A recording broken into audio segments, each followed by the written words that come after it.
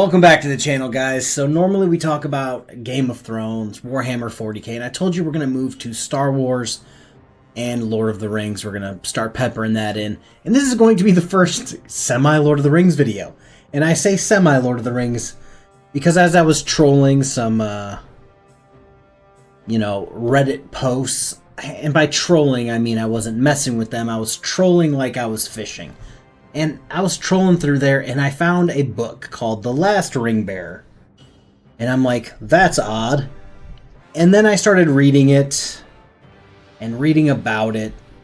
And it's the most ridiculous thing that I've ever seen in my entire life. So it is a 1999 novel by a Russian author and paleontologist.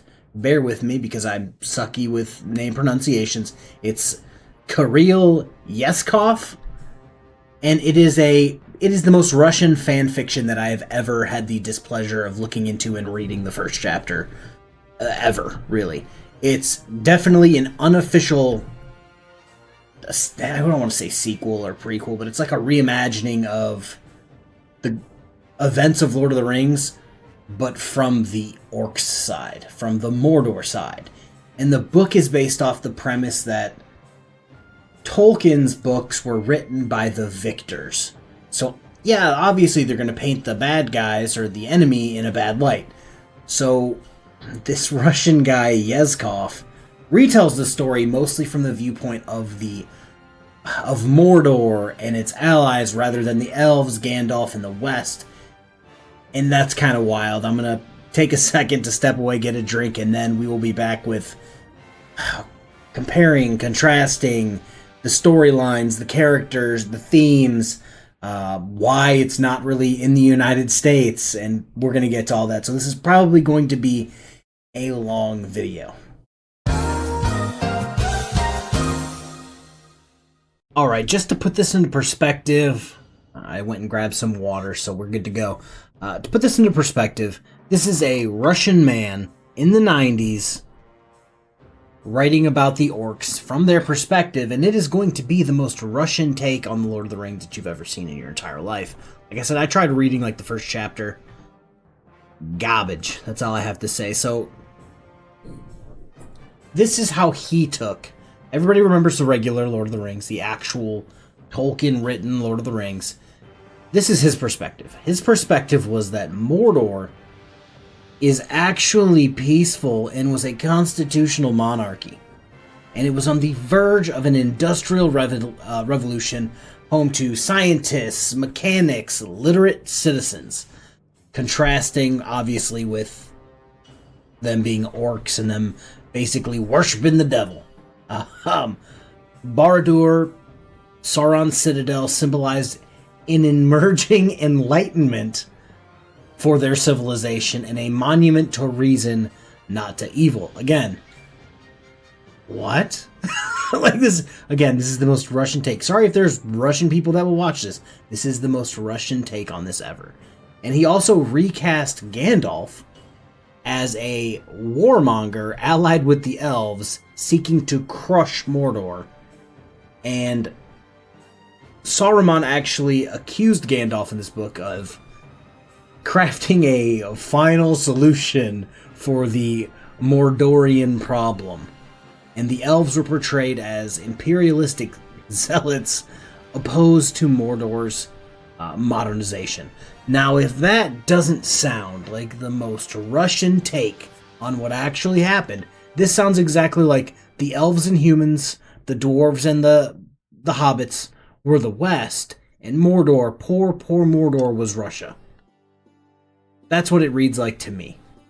Okay, guys, so right when this opens up, Mr. Russian Man tries to reframe what actually happened for the War of the Ring. Obviously, Mordor loses, guys. Spoiler alert. I know it's a few decades, almost a century old at this point, but spoiler alert. Mordor loses. But he tries to establish a super biased narrative that's pro-Mordor. Shocker, a Russian guy, which has been the factual bad guy in fucking everything, are now trying to pick another group who's the bad guy in everything. Be like, oh no, they were actually the good guys. They're the moral kings of this. Okay, shut up, Mr. Guy. So the central characters for this were sent to destroy Galadriel's mirror, because in this, it was a magical artifact that was used for political propaganda and mind control. Yes, mind control. That's how far we've slipped. Familiar figures that are familiar in the book and have a certain, this is what they're about, yada yada, like Aragorn, in this actually became a puppet of the elves who actually usurped the throne, Robert's Rebellion style, which is kind of strange. Gandalf, I think I talked about it before, he becomes an agent of war. And the only people that kind of keep their, I don't know, a positive portrayal is Faramir and Éowyn, which, even in the real books, their portrayals were just meh. They were meh characters, and it seems like they probably just kept them as meh characters.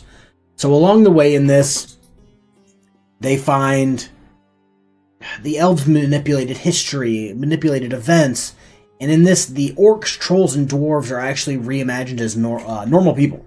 Just ordinary dudes. But they are from different areas. Trolls were actually mountain people. Orcs are desert mountain people. The hobbits in this one are actually just invented by Gondor. It's just a conspiracy. It's like leprechauns. It's like leprechauns or Bigfoot.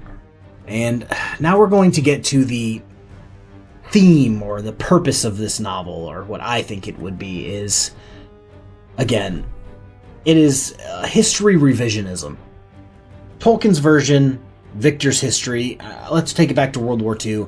I'm going to say the Americans because, of course, they could have basically said anything about the Germans, and everybody would have just said, oh, it must be true, they won. That's what the Russians are kind of going with in this, but it's just distorted in this version.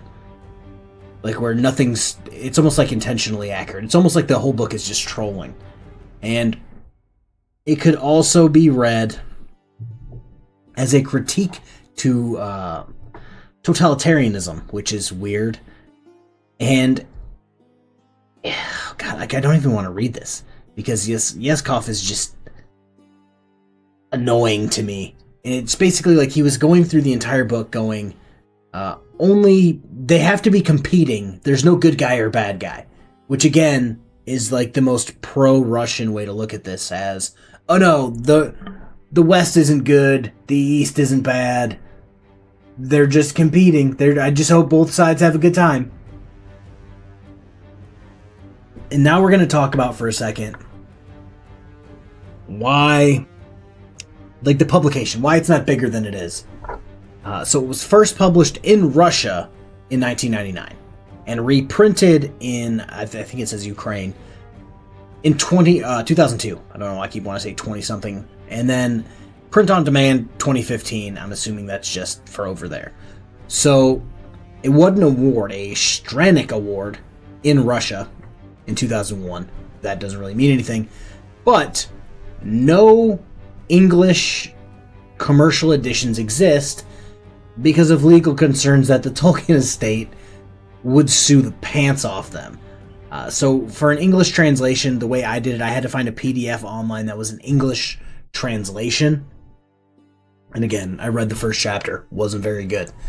And yeah, so they published a free English translation of it that was approved by Yeskov in 2010-2011, which non-commercial, so it is what it is. It's just, they didn't want to put it in English at first because they knew the estate would be like, oh, that's fucking wrong. So some people praised it as well written.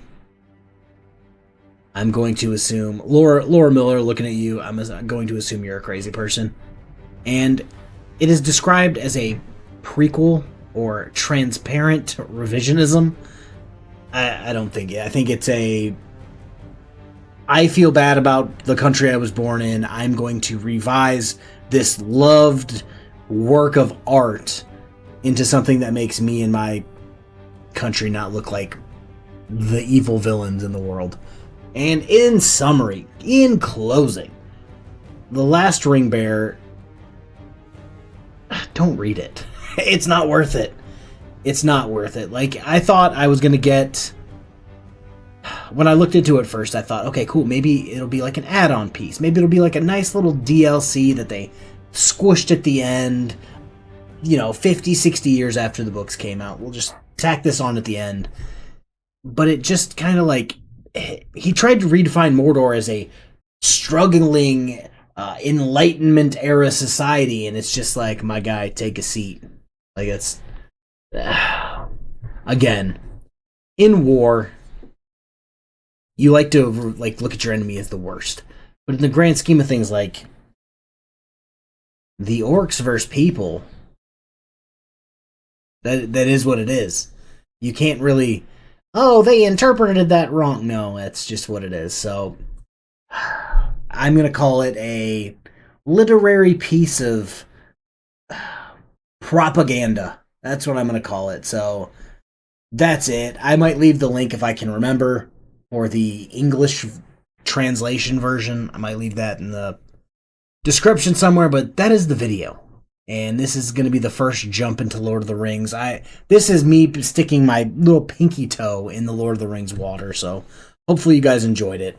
Have a good rest of your day. Peace.